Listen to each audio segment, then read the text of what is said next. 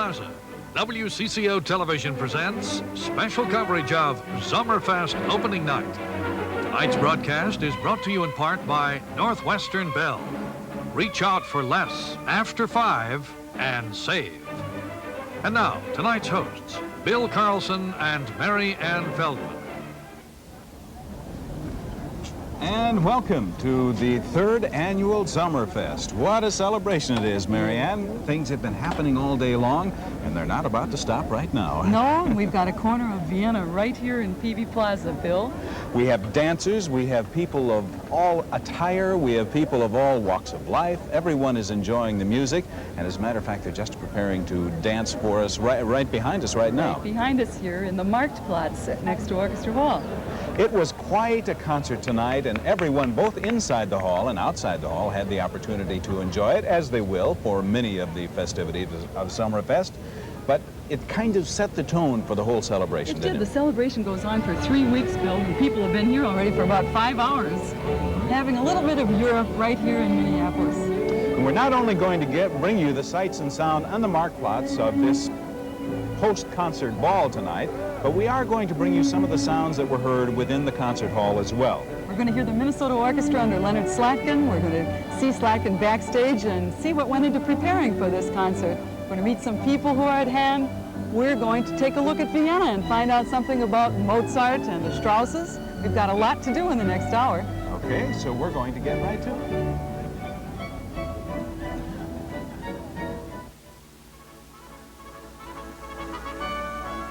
Sommerfest is a window on the most musical city in the world. Vienna, of course, is renowned for its love of wine, women, and song, the liquid gold, waltzing beauties, and the music of many of the greatest composers of all time. But the Viennese also have a passion for the theater. 100 years ago, the reigning composer of musical comedy, the Stephen Sondheim of his day, was Franz von Suppe, who wrote no less than 160 operettas.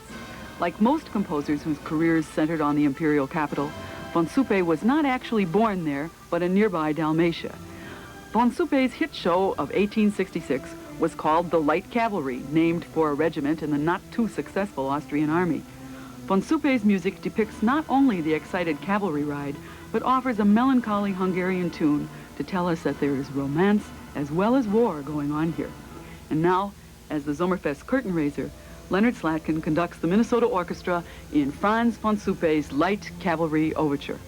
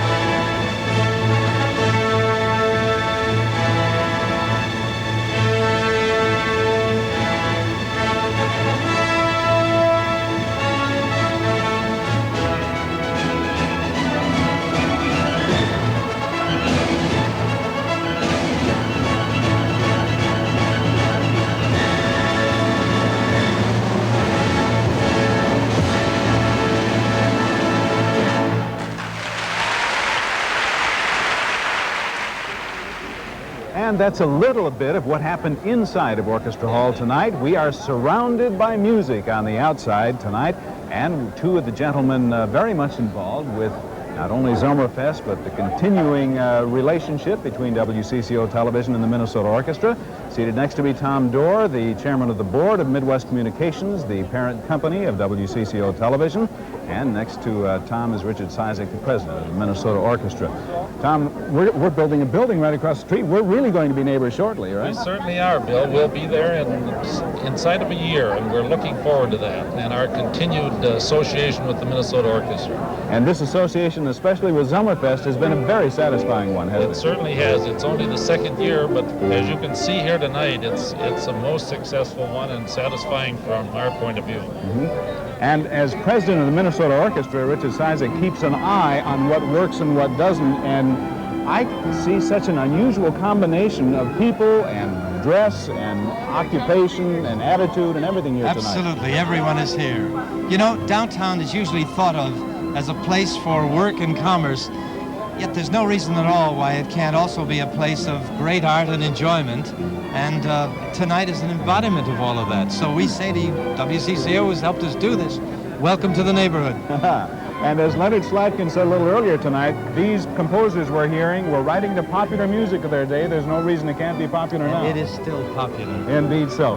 Marianne Feldman here with some other friends of ours involved with Sommerfest. Marianne? Bill, I'm delighted to introduce first the chairman of the Minnesota Orchestral Association and the first woman to head the board in 80 years of the Minnesota Orchestra, Luella G. Goldberg.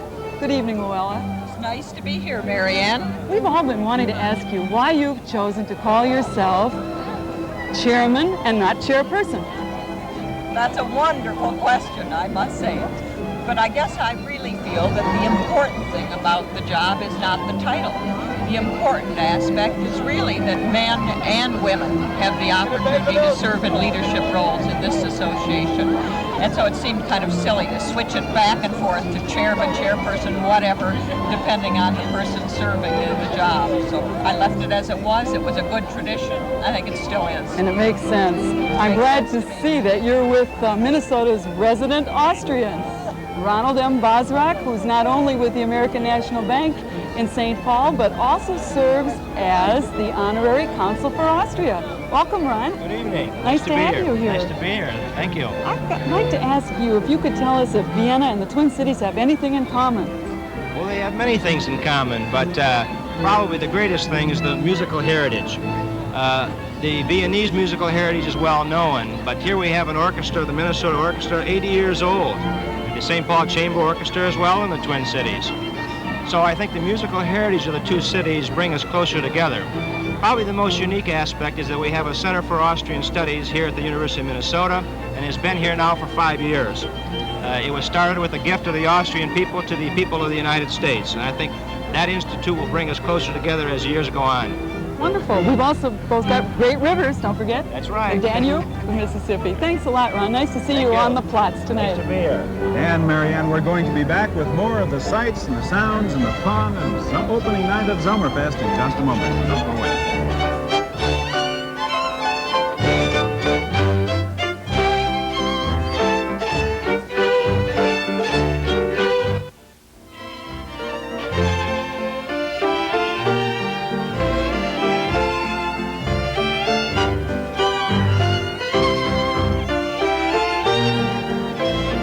Marianne, the man behind the baton tonight, Leonard Slatkin, has been associated with the Minnesota Orchestra for quite some time. I think for 10 years now, Bill, a decade on the scene as a regular guest conductor here at Orchestra Hall. And I know he feels a great feeling for the Twin City area now. We're going to talk to him about that in a few moments. But while he was preparing for Sommerfest, we had the opportunity to kind of observe. To follow him around. Yeah, and there's a lot of work to putting something like this together, and we'll show you what we mean.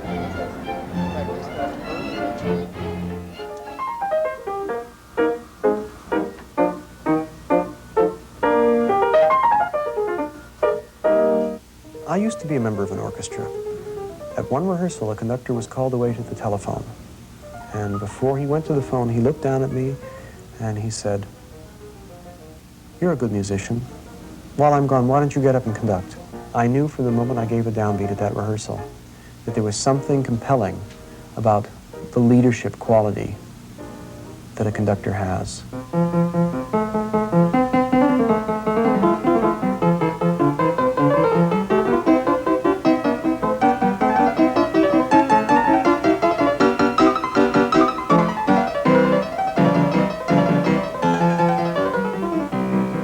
The job is akin to that of a football coach, in that somebody has to call the signals to determine how something will be played, how loud it'll be, how soft it'll be, how fast it goes, how slow it goes, which instruments have to be brought out.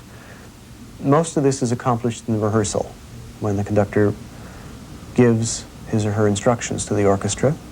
This is 8 before 33.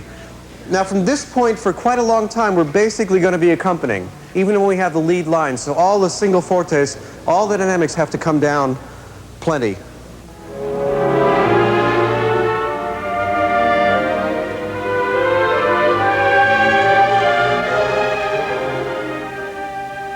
The conductor is there in front of a professional ensemble to get everybody to think as one.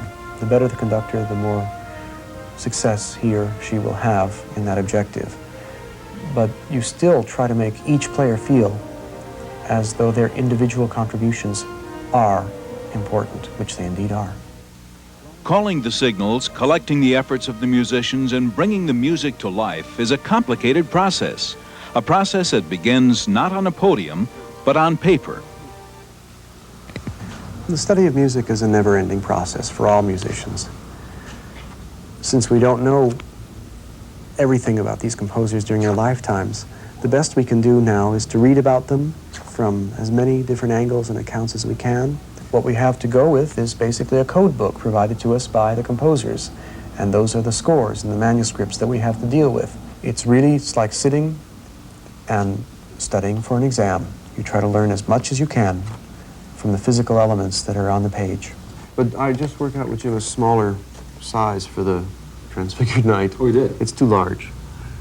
It's too large. It's going to be 10 first, 10 seconds, then 10 violas, 10 cellos, 4 double basses.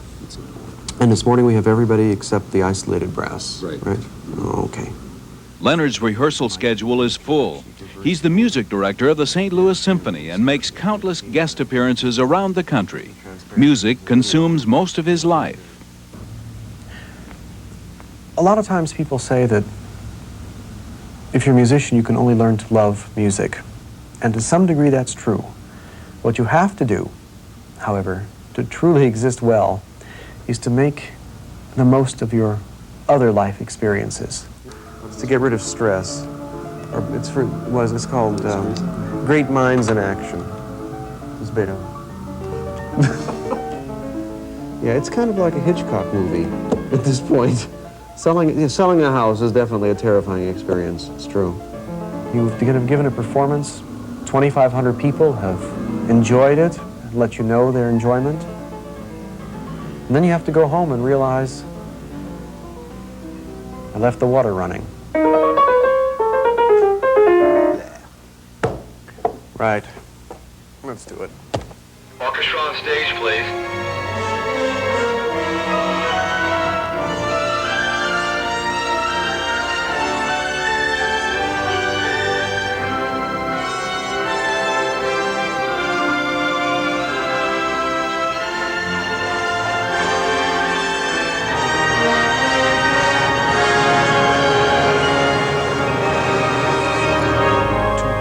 The most satisfying moment I ever have as a conductor are those rare occasions that when the performance is over, I'm not aware of the audience, I'm not truly aware of my players in front of me, but I'm aware that the composer is standing on the podium with me.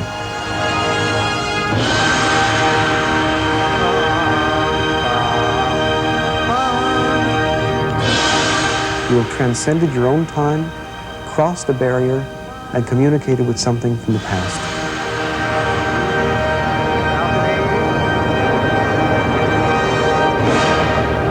Right. Okay.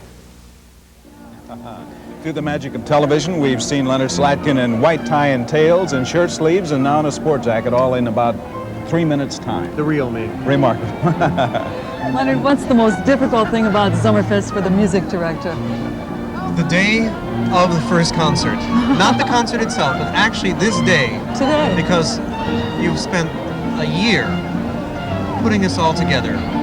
And that actual lead-up time when you begin to wonder if every single thing that you planned is going to work, and if it doesn't, how you can fix it real fast. Honestly, this is the hardest day.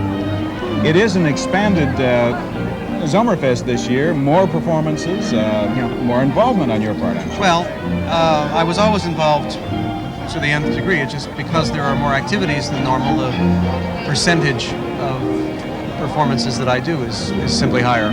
So I think I still do 18 on-stage performances in some capacity or other. And sometimes you come on stage and sit at the keyboard. You'll be involved in a triple play concert, borrowing its title from baseball, playing what?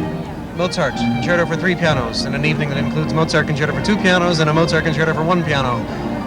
I'm doing a lot of playing this summer, more than I've done in a long time at such a concentrated amount of time. I think I'm maybe playing 8 or 9 different works, and it's good for me. I think it's important that people realize that you can do something aside wave your arms around.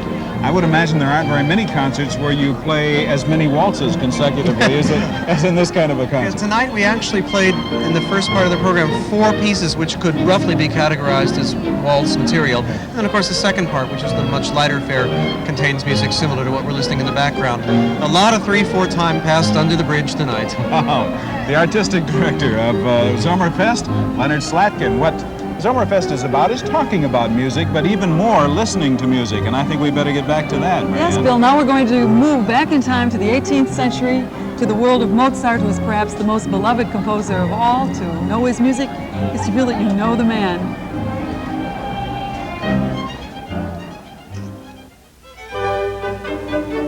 The music of Wolfgang Amadeus Mozart has never been more loved than it is right now.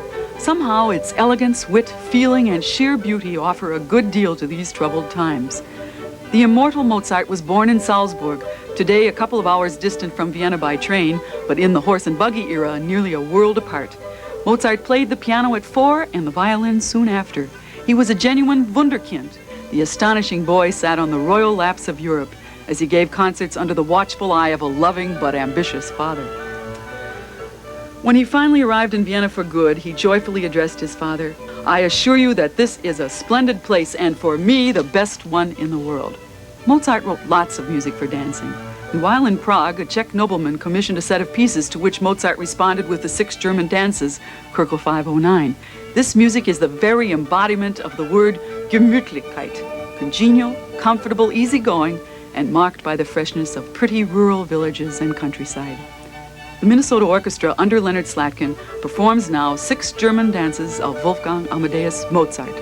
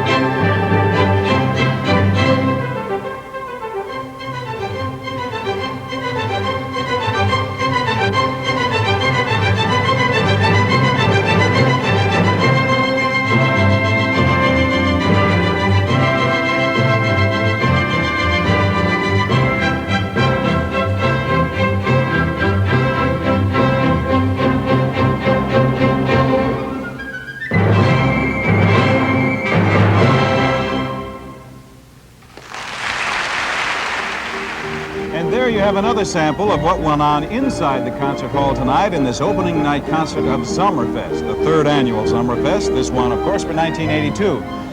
Bill Carlson and Marianne Feldman live outside of Concert Hall in what the rest of the year is called Peavy Plaza, but the auxiliary title of the Marktplatz. Marketplace, and Mozart would have been delighted with the throngs of people waltzing away. I think, Marianne, that it's testimony to those of you who are on the staff of the Minnesota Orchestra that you've created a wonderful atmosphere, because sometimes in a rather strange place and an unusual surrounding, it's difficult to get people to dance. No one is hesitating they don't tonight. mind that you can't really glide on the concrete. And we're going to explore more of the elements, and there are so many of them, of Sommerfest in just a moment, so don't go away.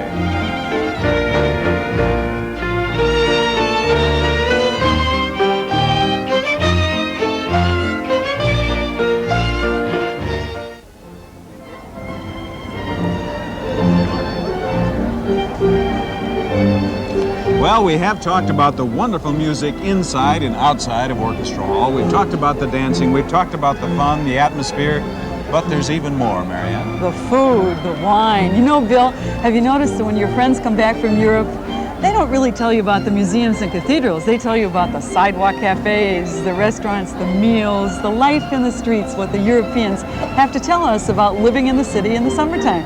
And we explored that even a little bit further. I spent 2 hours trying the food around the Marktplatz earlier today. Let's take a look at what else we have to say about that.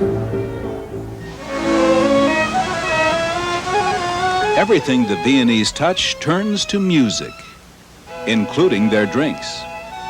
These beverages from halfway around the world are famous for their fanfare of tastes and mysterious blends. Well, it's a special brew called Michael's Blend. It's a typical Viennese coffee where part of the beans are roasted to what they call a number 2 darkness and part to a number 4 darkness. And the typical Viennese coffee is a very mellow flavor. It's not as strong as the Italian or the French coffee. And they say that that's partly attributable, too, to the wonderful water that Vienna has. With this wonderful Austrian Alps spring water and the right combination of Semschi hops, the Austrians have also created the unique tasting Gerser beer. It's good. It's a little heavier than American beer, but I like it. Nice on a hot day. And from the famous vineyards of Wachau, nestled along the banks of the Blue Danube, Vienna has brought us 3 distinctly different wines. The Austrian Riesling is one of the largest exported Austrian wines. It's light, it's clear, it has a fruity taste, and it's great with anything. Many of these beverages can only be purchased in Vienna or at the Marktplatz outside Orchestra Hall. Have you ever been to Vienna? No, I have not. This is as close as we'll probably get. A toast to Sommerfest and the wonderful drinks of Vienna. And of course the Marktplatz will be open surrounding every concert over noon hours. The next 3 weeks are going to see a lot of activity. Right, the Cafe Wien is open for fattening pastries and wonderful coffees right after the concerts. We have heard the strains of waltzes behind us, but we haven't heard the waltzes that took place inside the concert hall tonight. Oh, Bill, we're going to have one right now from inside Orchestra Hall. It's won by a Strauss, but not part of the Strauss clan.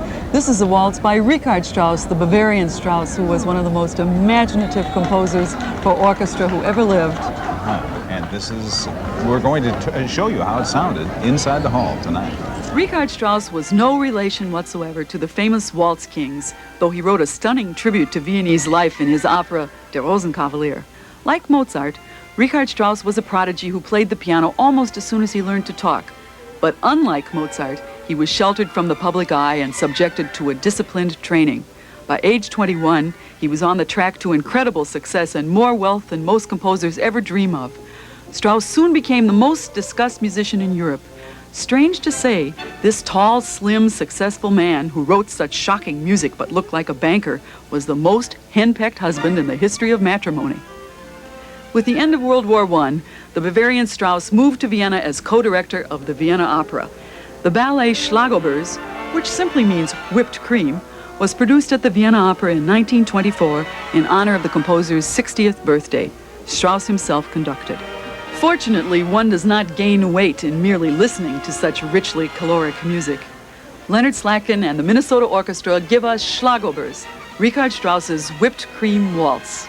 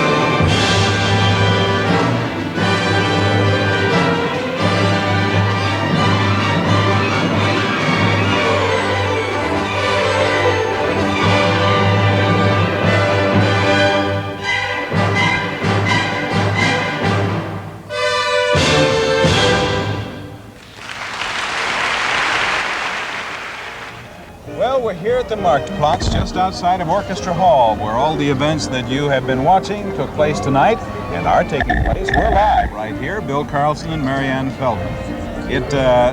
We saw 95 players performing together just a moment ago. Yeah. And there are, what, about a half, well, I think about 8 of the players A real performing here now. Viennese cafe group, just like you'd find in Vienna. And many of these are members of the orchestra. They are, and headed by Egon Grappertine. They're the Viennese violins. And what sounds they're making. Everybody enjoying it. They're having quite a party tonight, and we'll bring you more of it in just a moment, so don't go away.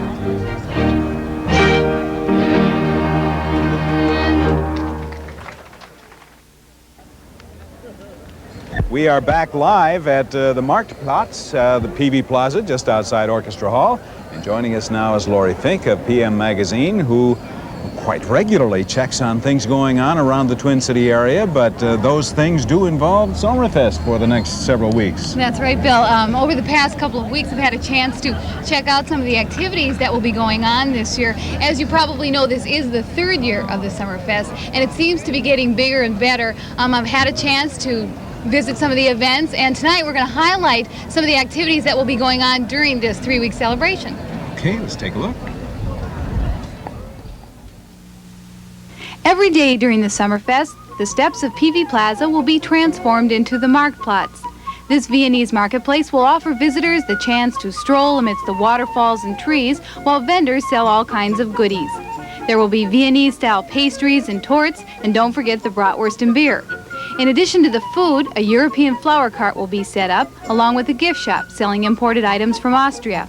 Now, if your sweet tooth is aching, Maud Borup Candies will be dipping fresh fruit in chocolate, and Bridgman's will scoop ice creams that reflect the Austrian theme of the Sommerfest. Yes, folks, it's showtime! Free entertainment has also been planned for the Marktplatz. An outdoor theater group called Sideshow Productions will be performing August 6th from 5 to 11. If it's puppets you'd like to see, the Rosenthorn Puppet Theater will put on their show August 2nd from 11:30 until 2.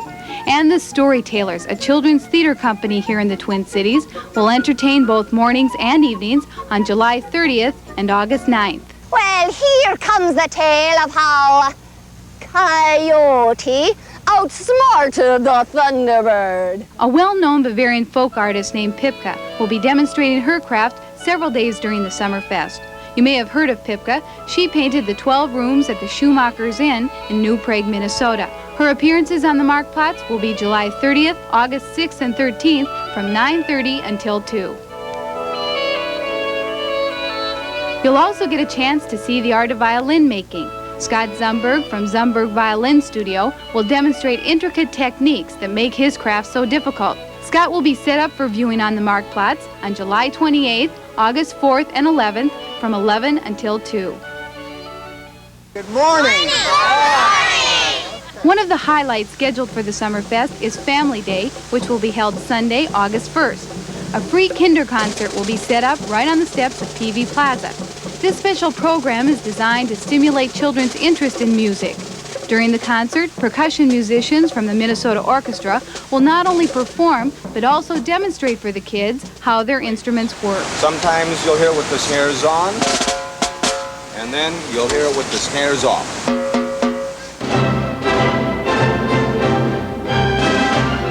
A total of 18 performances by the Minnesota Orchestra have been planned for this year's Sommerfest. All concerts will be held Tuesday through Saturday evenings and Friday mornings. The chamber concerts on Thursday evenings will recreate the atmosphere of the Composer's Day, both in stage scenery and costume. In fact, audiences are invited, but not required, to attend in the costume of Beethoven's Day for July 29th, Mozart's Day for August 12th,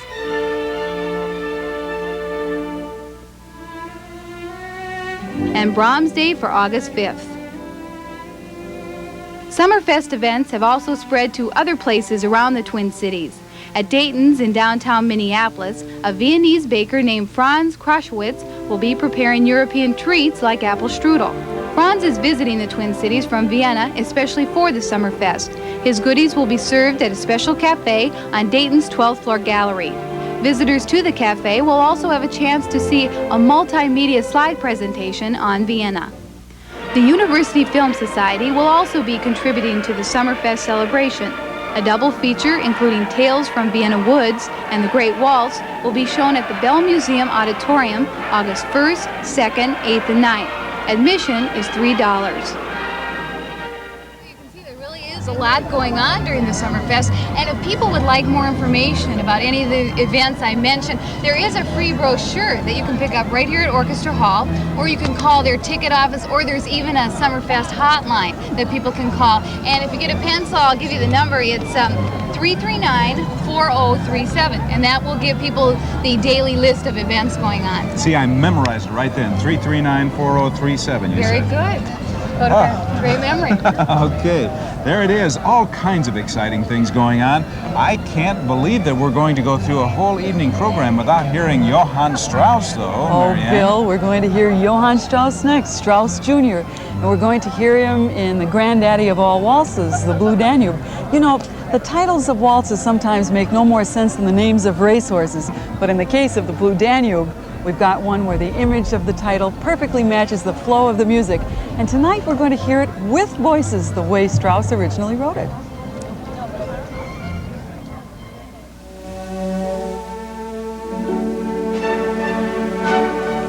The waltz is the very incarnation of the Viennese soul.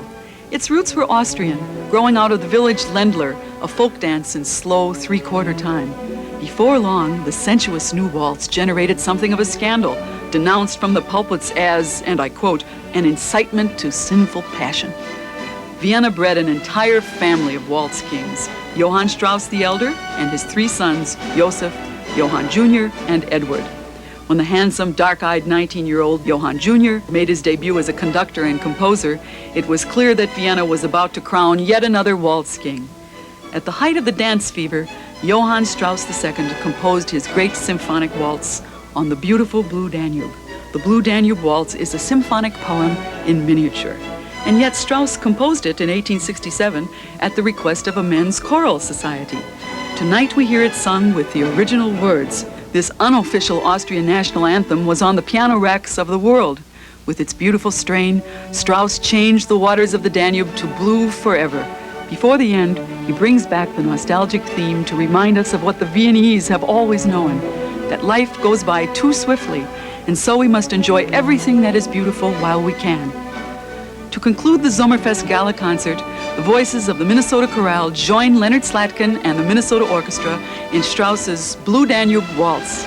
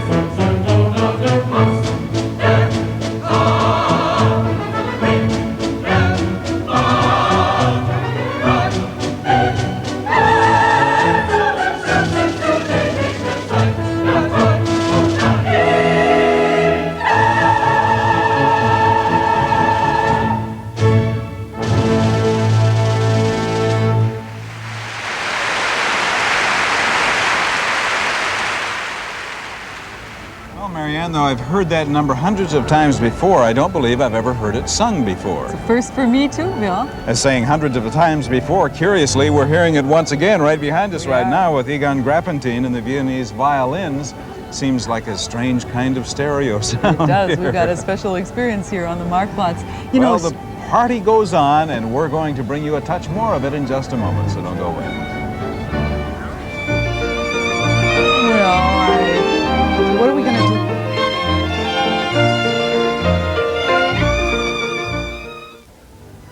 Well, we hope tonight that we have brought you a little fun of this 1982 Sommerfest, the third annual.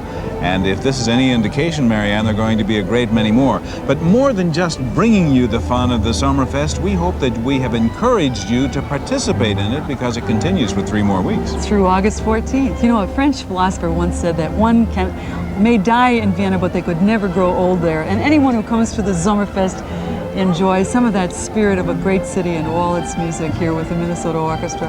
It's musical, it's atmospheric. There are even gift shops. You can bring a gift home to the kids, just as though you had actually visited Vienna. That's right. I feel as if we've been on a great trip tonight. Almost, yes. It comes very, very close. It was a very pleasant evening, and it's just kicking things off. Marianne Feldman of the Minnesota Orchestra staff, thank you very much for being with us Thank you, Bill. Now can we waltz? Okay, we're going to have to make our way down there, and there's so many enjoying that kind of music tonight. Thank you for being with us. We hope that you participate in Sommerfest 1982. Sommerfest opening night has been brought to you in part by Northwestern Bell. Reach out for less after 5 and save.